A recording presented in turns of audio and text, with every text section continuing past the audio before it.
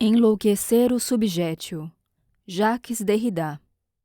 Chamaria isso de uma cena, a cena do subjétil, se nela já não encontrasse uma força para subutilizar o que sempre põe em cena, a visibilidade, o elemento da representação, a presença de um sujeito, até mesmo de um objeto. Subjétil, a palavra ou a coisa, pode tomar o lugar do sujeito ou do objeto. Não é nenhum, nem o outro. Por 3 vezes ao menos, 3 vezes ao que eu saiba, Antonin Artaud fala de o que é chamado de subjétil. Ele diz realmente o que é chamado. Nomeação indireta, aspas invisíveis, alusão ao discurso do outro. Serve-se da palavra dos outros, mas talvez faça-a dizer outra coisa. Talvez lhe ordene que faça outra coisa. Nas 3 vezes é para falar de seus desenhos, em 1932, em 1946, em 1947. Mas deve-se por isso acreditar que alguma vez ele falou a respeito de seus desenhos? E, principalmente, que nos seja possível ou permitido fazê-lo? Não vamos contar a história do subjétil, e sim, de preferência, as lembranças de sua incubação. Na primeira vez, mais adiante, ficaremos atentos ao que aconteceu apenas uma vez em Artaud. Em 23 de setembro de 1932, ele termina assim uma carta a André Roland de Henneville. Incluo nesta um desenho ruim, em que isto que se chama o subjétil me traiu. Vejamos, um subjétil pode, portanto, trair? E observemos uma coisa. Quando Artaud avalia a sua pintura ou os seus desenhos, quando fala mal deles, desenho ruim, está se precavendo contra toda uma interpretação do mal. Já em 1932, a imputação não é simples. Não se trata apenas de técnica, de arte ou de savoir-faire. O requisitório já incrimina Deus, denuncia aqui uma traição. O que pode ser um subjétil para trair? Em 1932, a palavra podia parecer de criação muito recente. Os dicionários da época certamente ainda não a haviam admitido na língua. Assim, a legitimidade de um subjétil permanece duvidosa. Paulette Thévenin, que disse tudo o que é preciso saber sobre os desenhos de Artaud e cujo trabalho suponho conhecido. Nota de rodapé. Quanto à fonte italiana, remeto às cartas de Pontormo a Varchi, de Jean-Claude Liebenstein. Apresenta em Avant-Garde, 1981-2, páginas 52 a 55. Lê-se aí particularmente o seguinte: a escultura, coisa tão digna e tão eterna, mas essa eternidade deve-se mais às pedreiras de mármore de Carrara do que ao valor do artista, porque ele é melhor sujeito, e esse sujeito, saber o relevo, Lebenstage, observa aqui que sujeto designa a substância material da arte, seu substrato, subjectum, hypokeimenon, o argumento de Potorno. Quanto ao sujeito, acrescenta, já se encontrava em Leonardo sem sujeito. É encontrado também na carta de Bronzino, a Varchi com sujeito. Desta vez é in più saldo subieto. Retomando a frase anterior para ela fazer sentido, Paul Thévenin, que disse tudo o que é preciso saber sobre os desenhos de Artaud e cujo trabalho suponho conhecido, acha com efeito necessário especificar em nota. O desenho estava talvez na parte arrancada à carta. Antonin Artaud, achando-o finalmente demasiado revelador, tê-lo-ia retirado, rasgado a parte de baixo da página. Ele escreveu de fato, subjétil. Nota de rodapé. O belíssimo livro de George Huberman acaba de publicar com o título de la peinture incarnée, édition de Minuit, 1985, nomeia o subjétil a velha noção do subjétil e remete a Jean Clay, a quem se deve a sua reinstauração teórica. Página 38, fim da nota de rodapé. Essa nota diz-nos ao menos duas coisas. Primeiramente, um desenho pode fazer parte de uma carta, o que é totalmente diferente de acompanhá-la. Incorpora-se a ela, já que se encontra separado somente a título de parte rasgada. Depois, pode-se entender trair, num sentido muito particular, faltar à promessa, renegar o projeto, subtrair-se ao controle, mas de modo a revelar a verdade assim traída, traduzi-la e arrastá-la para a luz do dia. A traição do subjétil teria tornado o desenho demasiado revelador, de uma verdade tão insuportável que Artaud julgou necessário destruir-lhe o suporte. Este se mostrou mais forte do que ele e, por não ter dominado o rebelde, Artaud o teria arrancado. Ele escreveu de fato, subjétil. Desse modo, Paul Teravain previne aqueles que, por não conhecerem a palavra rara, ficariam tentados a confundi-la com outra. Com que outra palavra poder-se-ia confundir o desenho, a forma gráfica, em suma, o subjétil? Talvez com o subjetivo, a traição mais próxima. Mas tantas outras palavras, uma grande família de pedaços de palavras, e das palavras de Artaud, rondam esse vocábulo, empurram-no para a virtualidade dinâmica de todos os sentidos. A começar por subjetivo, sutil, sublime, arrastando também o eu para dentro do li, e terminando em projétil. É o pensamento de Artaud, o corpo de seu pensamento, operando no tratamento gráfico do subjétil. É de ponta a ponta uma dramaturgia, muitas vezes uma cirurgia do projétil. Entre o começo e o fim da palavra subtil, estão todos aqueles demônios perseguidores que, vindos de baixo, rondam os suportes, os substratos e as substâncias. Artaud continuamente nomeou, denunciou, exorcizou, conjurou, muitas vezes pela prática do desenho, os subpostos, subpo, e os súcubos, isto é, as mulheres e as bruxas que mudam de sexo para aderir à camada do homem, ou ainda os vampiros, que vêm sugar a sua substância para sutilizar o que você tem de mais seu. Em francês, a terminação il, de subtil, corresponde ao pronome sujeito masculino de terceira pessoa, ele.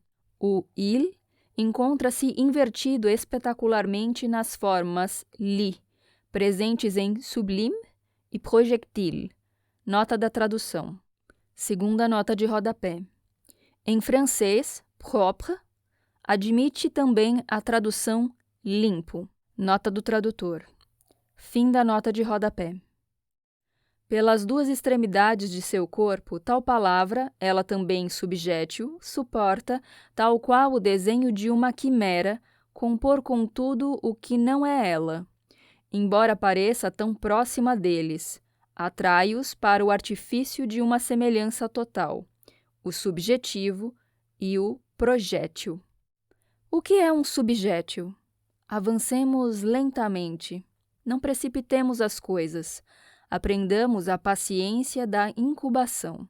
E especifiquemos. O que é chamado de subjétil? Pois Antonin Artaud não fala do subjétil.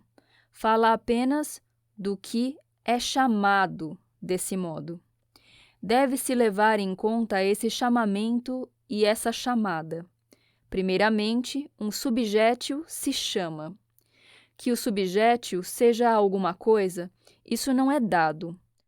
Talvez ele se anuncie como alguém, e de preferência algum outro. ele pode trair.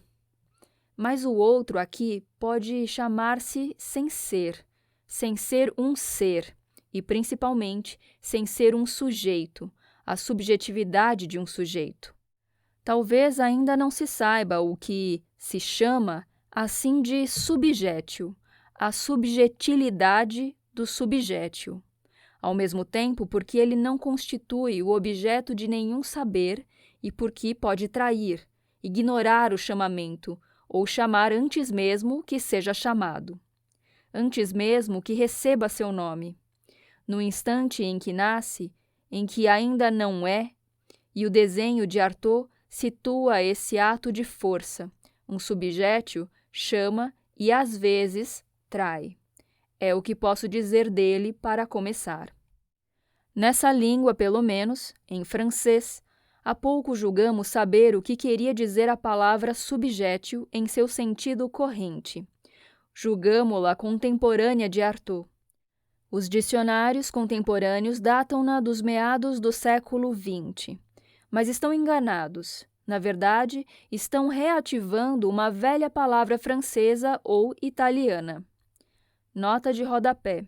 Postscriptum. Acrescento aqui 3 especificações. Todas elas constam de textos que chegam ao meu conhecimento nesse momento, quando este manuscrito já estava nas mãos do editor. Fim da nota de rodapé. A noção pertence ao jargão da pintura e designa o que está de certo modo deitado embaixo, subjectum, como substância, um sujeito ou um súcubo. Entre a parte de baixo e a de cima é ao mesmo tempo um suporte e uma superfície. Às vezes também a matéria de uma pintura ou de uma escultura, tudo o que nela se distinguiria da forma, tanto quanto do sentido e da representação, o que não é representável. Sua profundidade ou sua espessura presumidas deixam ver apenas uma superfície, a da parede ou a da madeira, mas desde então a do papel, do tecido, do painel. Uma espécie de pele perfurada de poros. Distinguem-se 2 classes de subjétio, e segundo um critério que, na cirurgia de Artaud, decidirá tudo. Nessa operação aparentemente manual, que é um desenho, o subjétio se deixa atravessar? Ora, justamente contrapõem-se os subjéteis que se deixam atravessar. São chamados porosos, gessos, argamassas, madeira, cartões, têxteis, papel. E os outros, metais ou ligas, que não deixam nenhuma passagem. Tristan Klingsor dedica a Pierre Bonnard, em 1921, publicado em L'Amour de l'Art, 8, entre parênteses 2, agosto de 1921. O emprego de um subjétio, até então pouco usado, o papel cartão, favorece a sua pesquisa. A facilidade de absorção do papel cartão permite-lhe desembaralhar as cores do óleo.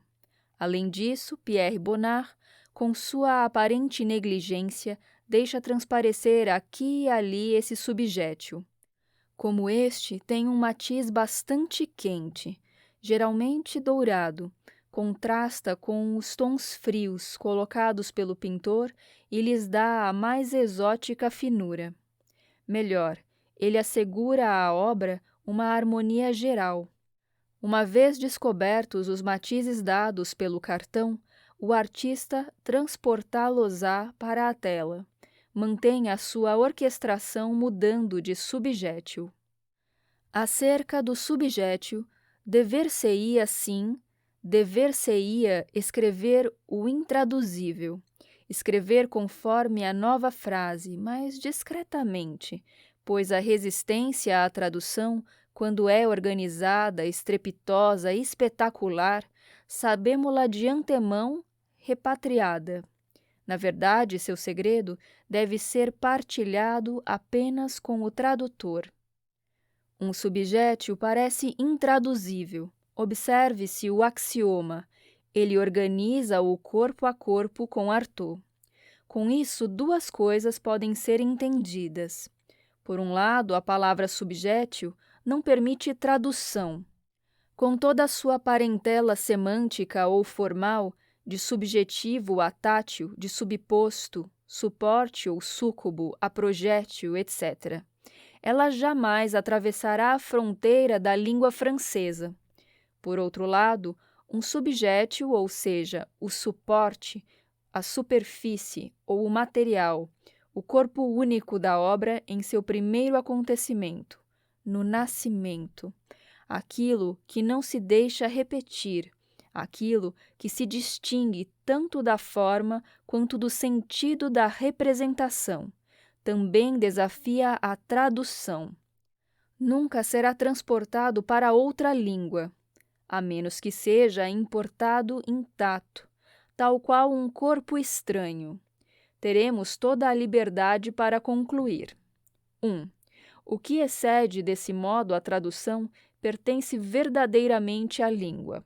2. O que excede tão radicalmente a transferência linguística continua, ao contrário, estranho à língua como elemento do discurso. A palavra subjétil é ela mesma um subjétil. Como calcular as consequências desse paradoxo? Ouso ter essa pretensão. É preciso, primeiramente, confundir-se com ele para abordar a obra pintada ou desenhada de Artaud. Essa obra de espaço seria, primeiramente, um corpo a corpo com a questão da língua, e, no limite, em seu limite, com a da música. Não é possível preterir este fato. O que escrevo aqui em francês, numa língua que foi, até certo ponto e na maioria das vezes a de Artaud, deveria ser publicado numa língua que chamamos de estrangeira. Vocês leem aqui em alemão. Nota de rodapé. Quando estas páginas foram escritas, eram destinadas a ser publicadas antes de tudo ou, mesmo apenas, em tradução. Fim da nota de rodapé. Retomando, vocês leem aqui em alemão, o que foi destinado primeiramente a oferecer uma sutil resistência à tradução. Mas, já que me leem em alemão, é que este texto terá sido, não obstante, traduzido, ao passo que em nenhum momento se pensou em traduzir os desenhos ou as pinturas, nem as palavras ou as frases que lhes estão incorporadas, pela mão de Artaud. Incorporadas, isto é, inscritas no corpo, gráfico diretamente no subjétil. Desafiar o estrangeiro, não para escrever em bom francês, mas, ao contrário, para fazer a experiência. Traduzam a travessia de minha língua até forçar o francês, minha língua natural, a única língua materna em condição de servir de último suporte ao que primeiramente nomeio. A língua francesa é aquela em que nasci, se assim se pode dizer, e na qual me encontro, mesmo quando luto com ela ou contra ela. Escrevo diretamente na língua francesa. Como será que vão traduzir isso? Ora, no momento de dizer a chamada língua materna, lembro-me da última chegada do subjétil, da última ocorrência da palavra sob a mão de Artaud. Pai e mãe não estão longe. As figuras sobre a página inerte nada diziam sob a minha mão. Elas se ofereciam como mós, que não inspirariam o desenho, e que eu podia sondar, talhar, raspar, limar, coser, descoser, esfarrapar, retalhar e costurar, sem que nunca por pai ou por mãe o subjétil se queixasse. 1947. De que modo um subjétil, o intraduzível, pode trair? Perguntávamo-nos há pouco.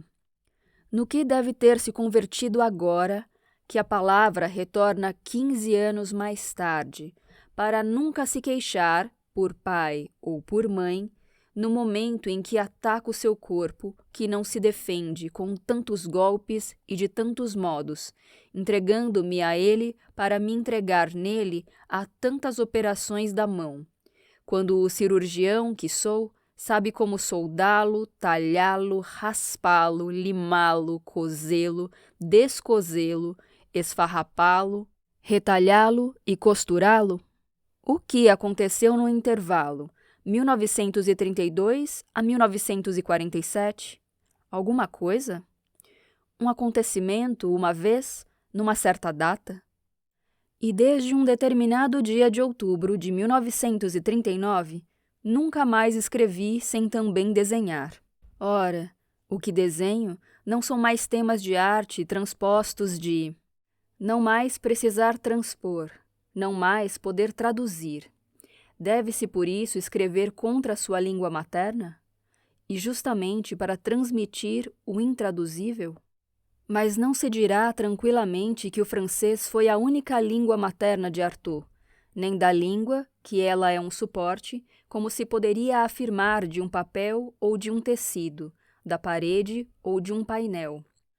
A menos que a tratemos, por sua vez, como subjétil, como essa espécie de sujeito sem sujeito, e que essa maneira ou essa manobra não traia num instante toda uma história, e mesmo a história de uma traição. O ser e Deus seriam partes interessadas nesse processo do subjétil, perversão e malversação, subterfúgio ou mistificação. Então, dever-se-ia escrever desenhando a mão contra essa língua e explicar-se com a chamada língua materna como com qualquer outra, tornar-se apenas traduzível a partir dela, mas também nela. Falo de Auseinandersetzung, de Übersetzung e, por que não, Untersetzung. Nela, onde supostamente nasci, mas onde eu ainda estava, diria Artaud, na torção que ele impõe à sintaxe dessa palavra, inato. Essa pretensa língua natural, língua de nascença, dever-se-á forçá-la, torná-la louca de pedra, e nela também o subjétil, essa palavra francesa, por pouco, para designar o suporte do pictograma que ainda ressoa com o vestígio deixado nele por um projétil que veio perfurar a superfície sensível, mas às vezes resistente, apaziguada, tranquilizada de sua subjetividade, o vencimento precário da obra. Os alemães não têm a palavra subjétil. No entanto, foram os primeiros a projetar esse grande corpus dos pictogramas de Antonin Artaud e publicá-lo à parte, ainda que se saiba que ele é inseparável. Essa palavra, dizem-nos os tais dicionários, também não a tínhamos até pouco tempo atrás, mas, pelo menos, acomoda-se à nossa latinidade. Os alemães, vejam também Fichte ou Heidegger, sempre procuraram reconquistar contra Roma seu idioma. O mesmo fez Artaud. E isso, por perturbador que pareça a alguns, não seria a única aproximação possível. Em outras condições, com o tempo e as precauções necessárias, eu ficaria tentado a insistir nos locais dos encontros, que não aconteceram entre Heidegger e Artaud.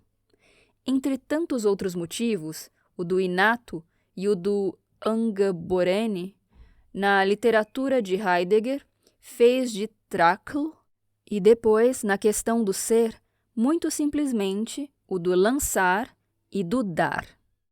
Artaud, portanto, contra uma certa latinidade, o que ele disse a esse respeito sobre a encenação é válido, como sempre, para o pictograma e para o que não passa necessária ou exclusivamente através das palavras. Citação. E em contraposição a essa maneira de ver, uma maneira que a mim me parece totalmente ocidental, ou melhor, latina, isto é, teimosa, Direi que, na medida em que essa linguagem parte da cena, em que retira sua eficácia de sua criação espontânea em cena, na medida em que se bate diretamente com a cena sem passar pelas palavras. É a encenação que é o teatro muito mais que a peça escrita e falada. Vão pedir-me, sem dúvida, que especifique o que há de latino nessa maneira de ver oposta à minha. O que há de latino nisso é essa necessidade de servir-se das palavras para exprimir ideias claras. Pois, para mim, as ideias claras são, no teatro como em toda parte, aliás, ideias mortas e acabadas. Os alemães não têm o subjétio, mas conhecê-lo-íamos sem Artaud, que não só se serve dele, como também o ataca. Faz-lhe uma cena, o seduz, atreve-se a transfixá-lo, fá-lo ver isso com todas as cores e, antes de tudo, o nomeia? Não tanto para sujeitá-lo, mas para libertar nele uma servidão, para libertar alguém ou algo diferente que ainda não nasceu. Ele se pega com o subjétio como o faria com uma palavra latina, sem ter medo da palavra, com essa coisa latina, com essa sedimentação histórica de uma coisa e de uma palavra, que estão juntamente consolidadas, não distante do sujeito e da substância. As ideias que sejam claras, de Descartes. Não sei se estou escrevendo num francês inteligível. Enlouquecer o subjétio. Fornecer le subjectil. Ainda é francês? Louco, forcener. Essa palavra que eu tinha vontade de deixar subrepticiamente, subjetilmente decompor-se em fora, for, forte, for, força, force, fora, force, e nascido, né, na qual gostaria de deixar incubar, ver nascer em subjacência todas as palavras em or, ors, sort. Eu a julgaria restrita a seu uso adjetivo de particípio passado. O infinito me parecia excluído, rejeitado com razão, e acreditava que o estava inventando para as necessidades de uma causa que exigia algum forçamento da língua. Mas não é nada disso. Forcener existe, ainda que o seu uso continue raro e antigo, mas numa forma apenas intransitiva. Não se pode, em francês, forcener, enlouquecer. Um subjétio sem, ao mesmo tempo, forçar a gramática da palavra. A forcenerie, ou o forçanement, loucura, o ato ou estado do forceneux, louco, consistem simplesmente e intransitivamente ao forceneux, ou em se forcener, em perder a razão, mais precisamente o senso, em se achar fora do senso, for un sens. A etimologia do littré parece confiável neste caso. Provence, forcenar, italiano, forcenato, do latim, foris, fora de, e do alemão, Sinn, senso, fora de senso. A ortografia forcener, com C, contraria a etimologia e é errada, nem mesmo está apoiada no uso antigo. Origina-se apenas de uma confusão infeliz com a palavra force, e a ortografia mais correta seria forcener. Aqui está grafado com S. A palavra corresponderia, portanto, ao termo alemão Wassininge, de que Heidegger ressalta que não designa primeiramente o estado de um alienado, geisteskrank, de um doente mental, mas principalmente daquele que é sem, ohne, o senso, sem aquilo que é o senso para os outros.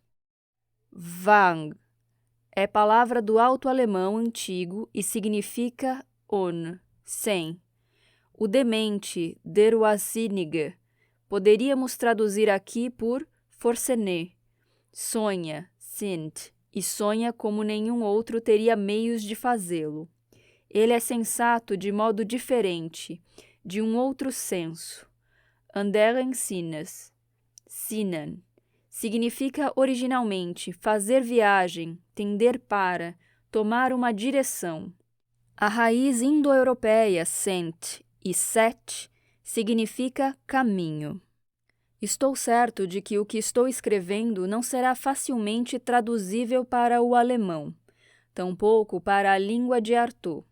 Dever-se-ia escrever como Artaud?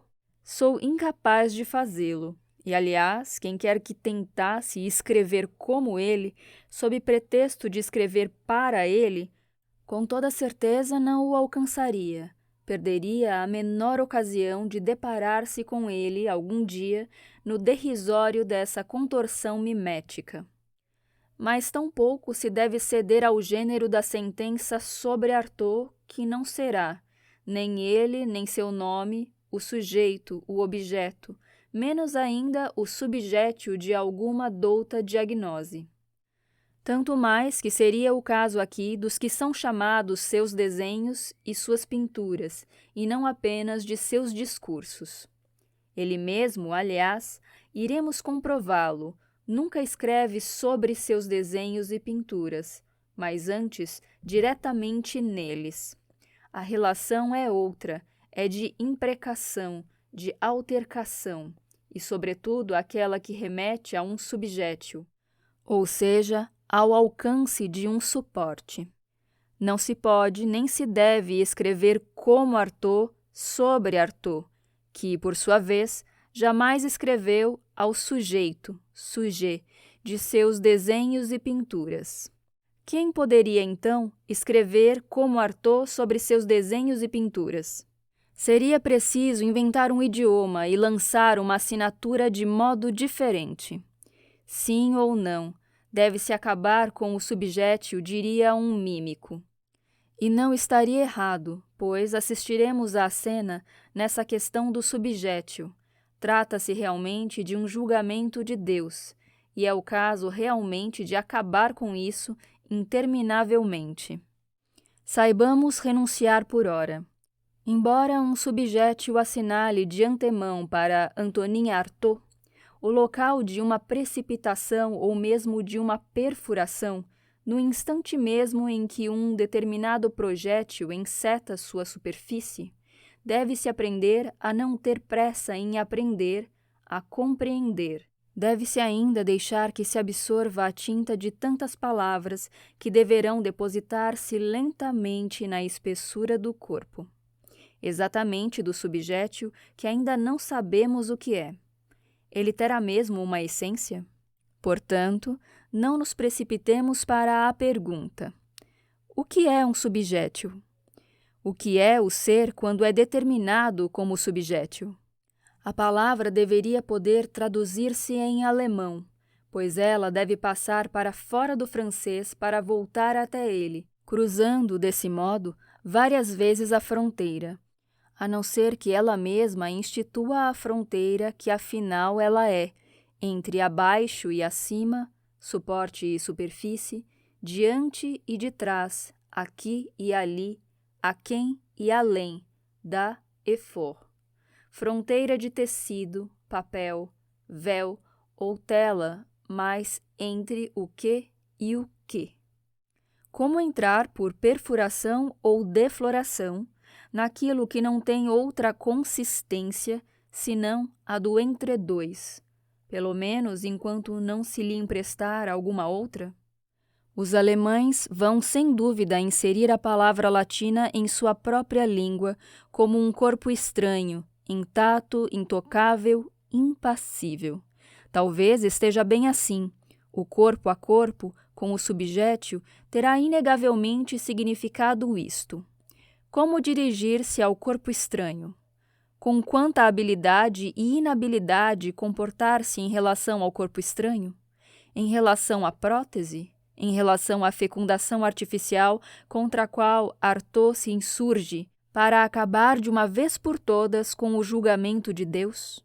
Um subjétio não é um sujeito, muito menos o subjetivo, Não é tampouco o objeto, mas exatamente o que, e a questão do que guarda um sentido do que concerne ao que está entre isto ou aquilo, o que quer que seja.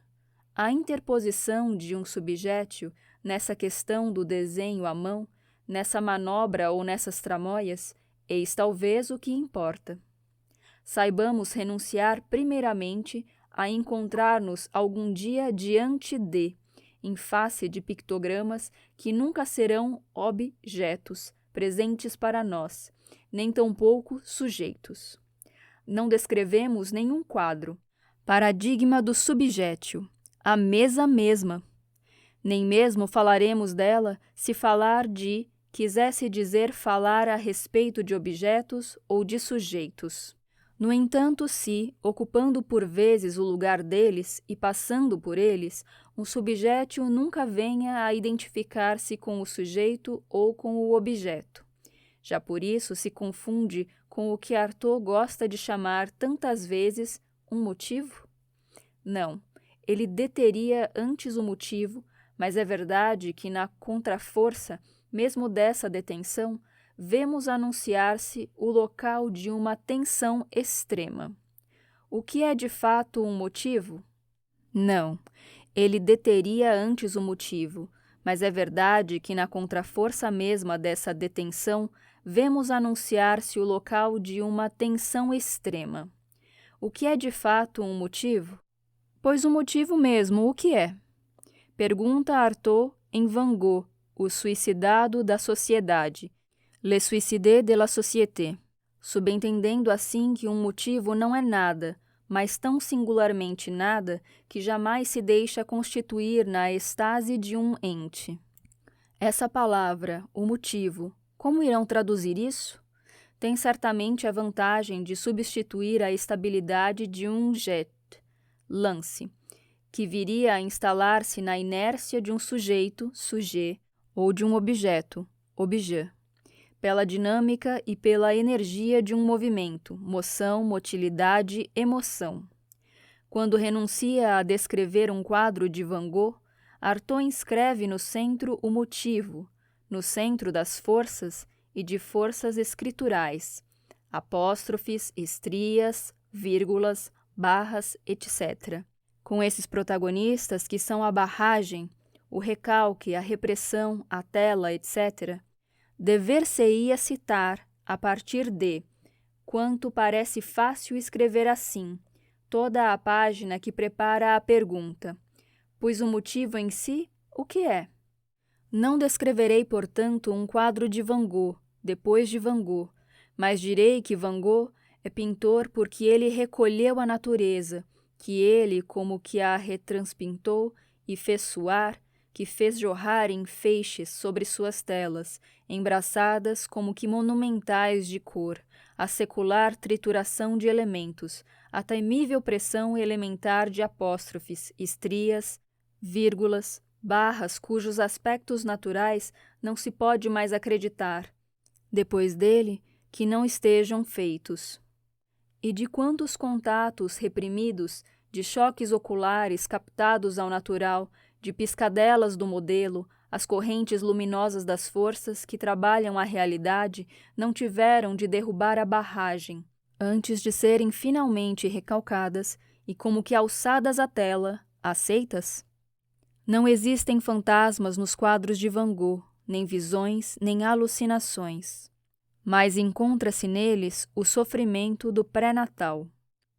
Que mais adiante tenham creditado a Van Gogh a audácia de criticar um assunto, sujet, não significa que não houve um assunto para ele, ainda que fosse de uma simplicidade tão desarmante. Nesse idioma, pode-se entender que o assunto criticado não mais seria ou não deveria ser a partir daí um assunto. É o que diz o parágrafo seguinte. Não há fantasmas nos quadros de Van Gogh, nem drama, nem assunto, sujet, e direi mesmo nem objeto, porque o motivo em si, o que é? Senão algo como a sombra de ferro do motete de uma inenarrável música antiga. como o leitmotiv de um tema desesperado de seu próprio assunto. É da natureza nua e pura visão. Esse motivo, que não se sabe o que é, nem isso nem aquilo, sem dúvida não pertence mais ao ser, nem ao ser como sujeito. Se é da natureza, teremos de pensar de maneira diferente a natureza e a história da natureza, a genealogia de seu conceito, ou melhor, do nascimento e da concepção, até ao inato, o neologismo de Artaud, em que a natureza entra em colisão com seu contrário, o que não é nato no que parece inato, o sofrimento do pré-natal, que se anuncia sob a forma da monstruosidade. Sob a superfície da palavra e sob o sentido fora do senso, a passagem de motivo a motete não se submete apenas à atração formal dos vocábulos, das palavras motivos e motetes, ainda que, se deixar que assim atue a atração sob o senso, desenha-se e conta-se mais do que se fala, escreve-se o intraduzível. Não, essa passagem convoca também a multiplicidade das vozes de um motete na pintura. Ela promete alguma coisa de essencial ao que Artaud entende sempre pela pintura. Questão de sonoridade, de timbre, de entonação, de trovão e de detonação, de ritmo, de vibração, a extrema tensão de uma polifonia. Dever-se-ia ler isso, portanto, como um livro sobre a música segundo Artaud. A inenarrável música antiga rasga o véu de um nascimento, revela a natureza nua, a origem cujo acesso essa natureza proibiu ao dissimular até mesmo a história dessa proibição. O leitmotiv, esse motivo propriamente musical da pintura, sua força condutora e sua voz maior, não devemos confundi-lo com um tema, o sentido de um objeto ou de um sujeito, tal como poderia ser posto. Um tema é sempre posto ou suposto. Já o leitmotiv não repousa em si mesmo como um suporte estável, não mais subjétil. Este é levado pelo motivo. A propriedade de um tema, eis aí do que nos privou uma expropriação, e é como se tivéssemos sido privados de nossa memória, afastados de nosso nascimento. Através do sofrimento do pré-natal, não se pode alcançar a natureza inata, a não ser forçando o subjétil, tornando-o louco de nascença. Devemos fazê-lo desejar freneticamente o nascimento e enlouquecê-lo já na origem, fazendo-o sair de si mesmo e parir essa nova proximidade. É da natureza nua e pura visão, tal como ela se revela quando se sabe abordá-la de muito perto. A música, a natureza, a visão, a mesma visão. Tal proximidade beira a loucura, mas aquela que arranca da outra loucura, da loucura de estagnação, da estabilização do inerte quando o sentido se torna tema subjetivado, introjetado ou objetivado, e o subjétil uma tumba. Mas pode-se forçar a tumba, pode-se enlouquecer o subjétil até que, louco de nascença, ele abra passagem ao hiato que um dia foi aí assassinado. Uma obstetrícia violenta atravessa as palavras pelas quais, no entanto, ela passa. À força de música, de pintura, de desenho, ela opera a fórceps. Naturalmente, Artaud falava aqui de Van Gogh, mas sem ceder ao chavão. Quando fala de Van Gogh, fala de si mesmo, etc. Deve-se reconhecer que Antonin Artaud não pôde entrar nessa relação, no alcance dessa relação com Van Gogh, a não ser entregando-se à experiência que descreve no momento em que renuncia exatamente a descrever a estabilidade de um quadro. E essa experiência é a travessia desse lance, GT, desse trajeto. Chamo aqui lance o movimento que, sem nunca estar ele mesmo na origem, se modaliza e se dispersa nas trajetórias do objetivo, do subjetivo, do projétil, da introjeção, da interjeição, da objeção, da dejeção e da abjeção, etc.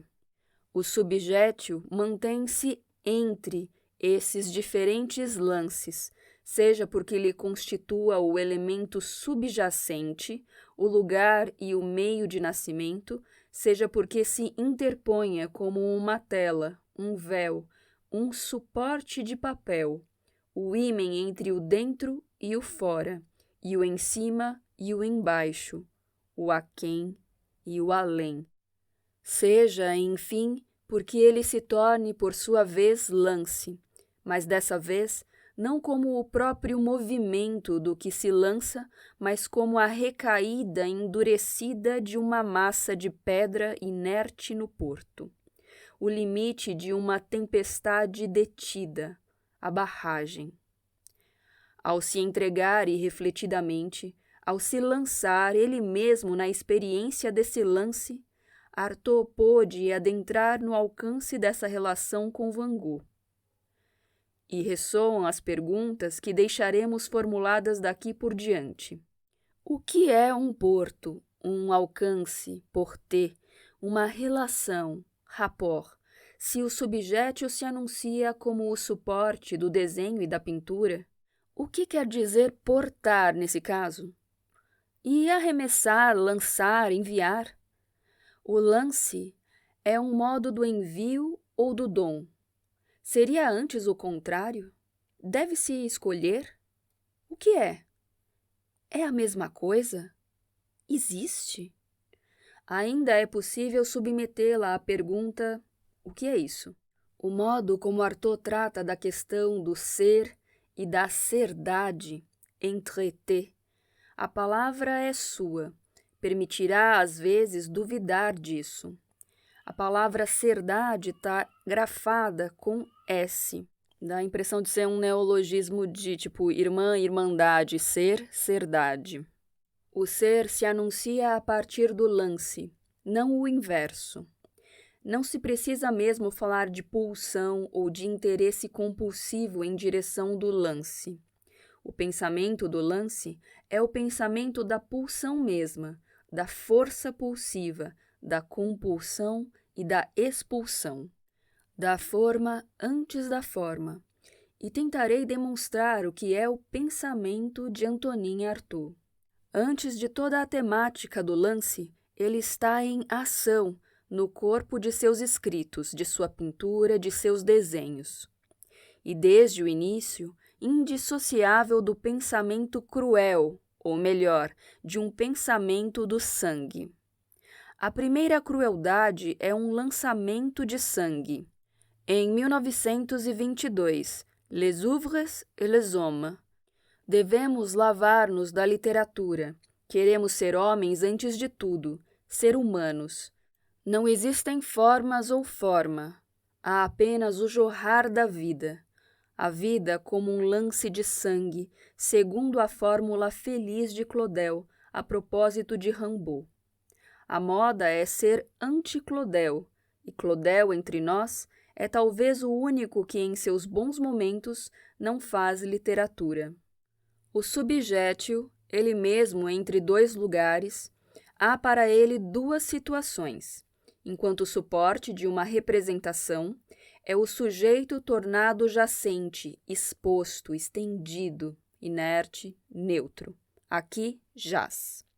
No entanto, se ele não cai assim, se não o abandonamos a essa prescrição ou a essa dejeção, pode ainda interessar por si mesmo e não em virtude da representação, por fora do que ele representa ou da representação que ele suporta.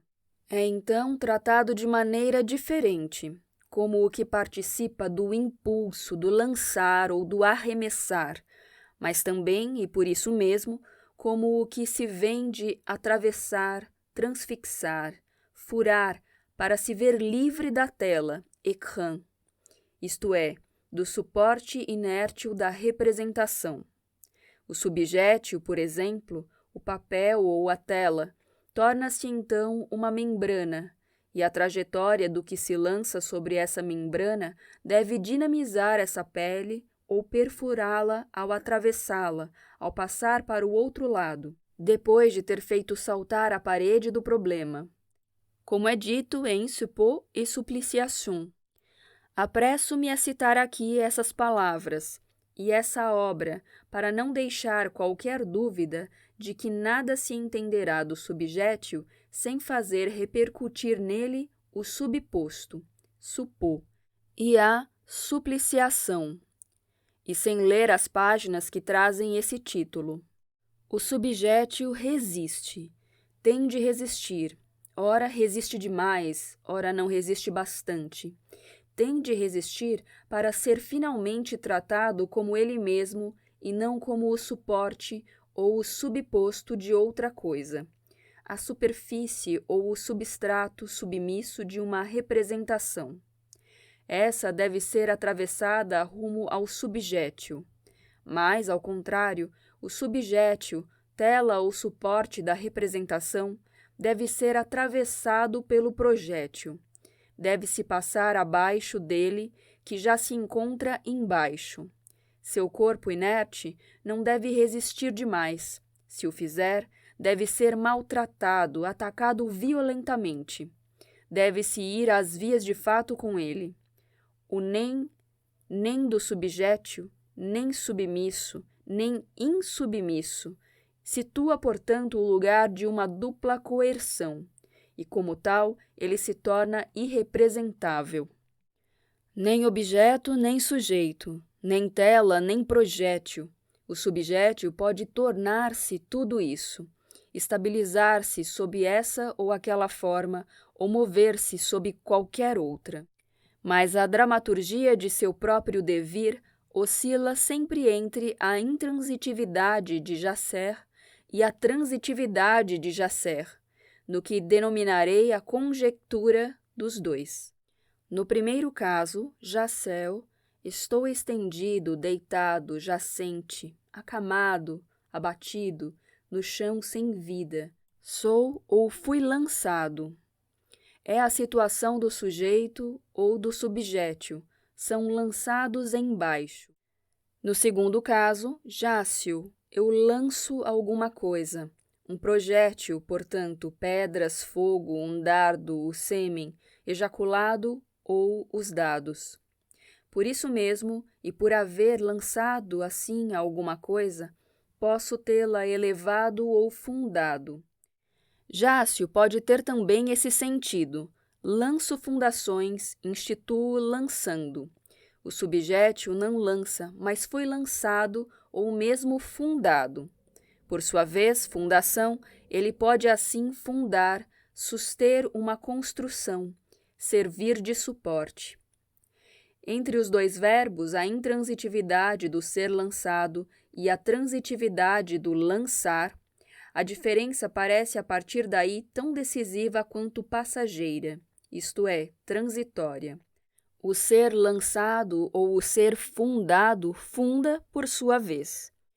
E eu não posso lançar ou projetar senão por ter sido eu mesmo lançado, no nascimento. Tudo será representado doravante na diferença crítica mais precária, instável e irreversível entre ambos. Seria essa, pelo menos, a nossa hipótese de trabalho. Todavia, o que comprovaremos com certeza é que, por hipótese, o subjétil tem sempre a função de uma hipótese. Ele exaspera e não deixa respirar, ele deixa sem fôlego à força de estar sempre colocado embaixo. De fato, a hipótese tem aqui a forma de uma conjectura, a de dois motivos contraditórios em um. Lance e lançado. O subjétil não é nada, no entanto, nada senão um intervalo solidificado entre o em cima e o embaixo, o visível e o invisível, o diante e o de trás, o aquém e o além. Entre jazer e lançar, O subjétil é uma figura do outro rumo à qual deveríamos renunciar aqui a projetar o que quer que seja. O outro ou uma figura do outro? O que o desenho ou a pintura de Artaud tem a ver com tal figuração? Precisamente do outro? Deixar-se-á a figuração delimitar? Pintura e desenho apenas, por oposição ao texto discursivo ou mesmo ao teatro? Sim e não. Sim, de fato, e até certo ponto, cuja arbitrariedade recobre exatamente toda a história de uma dissociação que Artaud quer atravessar como um limite ou uma parede. Não de direito e com todo o rigor. E é por isso que proporei torcer um pouco a palavra pictograma para designar essa obra na qual a pintura, a cor, mesmo que seja a cor preta, o desenho e a escritura não toleram nenhuma parede divisória, nem a das artes, nem a dos gêneros, nem a dos suportes, nem a das substâncias. A escolha desta palavra pictograma parecerá insólita. Não reconduz a alguma primitividade presumida de uma escritura imediatamente representativa. Certamente pela força mágica, às vezes emprestada, a uma protoescritura na qual projetamos todos os mitos de origem, em virtude da eficácia das sortes lançadas ou exorcizadas, das virtudes encantatórias ou conjuratórias da alquimia, do magnetismo, tal pictografia não deixaria de ter afinidade com os desenhos, as pinturas e os escritos de Artaud. Mas entendê-la-ei, sobretudo, como a trajetória daquilo que literalmente está apto a atravessar o limite entre a pintura e o desenho e a escritura verbal, de uma maneira ainda mais geral, e as artes do espaço e as outras, entre o espaço e o tempo. E através do subjétil, o movimento do motivo assegura a sinergia do visível e do invisível. Em outras palavras, da pintura teatral, da literatura, da poesia e da música. Sem totalização e levando em conta a parede subjetiliana, dessa dissociação em cujo corpo se fixará sempre a singularidade do evento no papel de obra. De toda essa obra pictográfica, pode-se falar apenas por encartamento e precipitação, pela aceleração de uma projeção ritmada e pela inscrição de um projétil, para além do que se chamam tranquilamente as palavras e as imagens. Pode-se então dizer o seguinte sobre isso: são desenhos escritos com frases que se encartam nas formas a fim de precipitá-las. Acredito que desse lado também cheguei a algo de especial, como em meus livros ou no teatro. Era o ano de 1945 em Rodez, e tivemos de levar em conta um trajeto, o do subjétil exatamente. Mas, como se estivéssemos no final desse trajeto e no passado, acredito que cheguei, pareceu delimitar-se uma espécie de destinação em posteridade. Há esse lado. Desse lado, ou seja, o desenho, que se distinguirá, por um lado, da literatura, do teatro, das frases em suma. Mas, por outro lado, esses desenhos são desenhos escritos que não se podem mais pôr de lado e que, eis, algo de especial, comportam frases, melhor ainda, frases que não são apenas comportadas, coladas, encartadas, mas cujo encartamento precipita as formas. A partir de então, a analogia supera os limites. Aquilo a que cheguei aqui é certamente especial, único, insubstituível, inimitável, mas algo singular como aquilo a que cheguei em meus livros ou no teatro. Assim como no interior do desenho escrito, o limite foi atravessado, o transpor da mesma parede, nas outras artes, abole a fronteira entre todas essas artes. Tudo nelas é a cada vez singular e a cada vez analógico, figuração do outro. Se no pictograma a relação entre a escritura verbal, o fonograma, a linha muda e a cor é análoga ao que deve ter sido na literatura ou no teatro, segundo Artaud, nenhum corpo, nenhum corpus é a rigor separável. A frase encartada continua ao mesmo tempo inscrita e inquieta. Ela trabalha o encarte, o quadro, golilha, de uma espacialidade teimosa. A frase não é afagada, não se deixa domesticar assim como não domina o encarte. Não age como lei, não enuncia a carta de uma constituição, mas seu protesto acelera um ritmo, imprime entonações, suscita formas num movimento musical ou coreográfico. Sem essa motividade, as figuras tornar-se-iam, tais quais as ideias claras da latinidade, mortas e acabadas. Mesmo que se reconheçam nelas arranjos de palavras, as frases encartadas surgem como motivos indutores, trajetos sonoros e gráficos e não apenas como proposições. Uma vez lançadas, elas desestabilizam a proposição, isto é, uma certa relação histórica entre o sujeito, o objeto e o subjétio, uma relação de representação. O pictograma designará doravante essa estabilização do papel de obra.